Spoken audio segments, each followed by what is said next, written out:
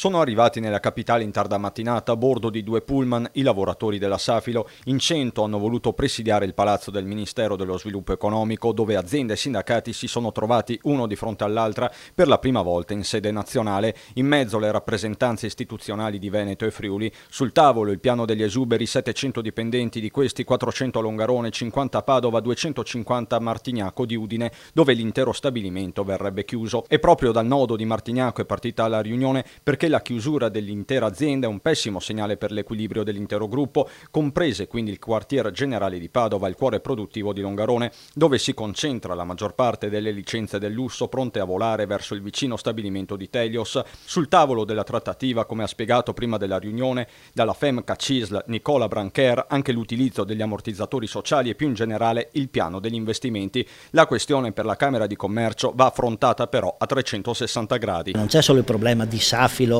del personale, dei dipendenti, ma c'è anche il problema dell'indotto che lavora per Safilo, e questo è un ulteriore elemento di discussione e di dibattito che bisogna affrontare. Il tema è anche quello della riconversione dall'occhialeria ad altri comparti. Noi poco prima di Natale avevamo qui dei buyer tedeschi legati al settore dell'automotive e non solo, e c'erano degli imprenditori bellunesi, imprenditori proprio che lavorano per il settore occhialeria, che stanno guardando oltre, e questo direi è positivo, però ce n'erano due, dovevano esserne non due ma molti di più.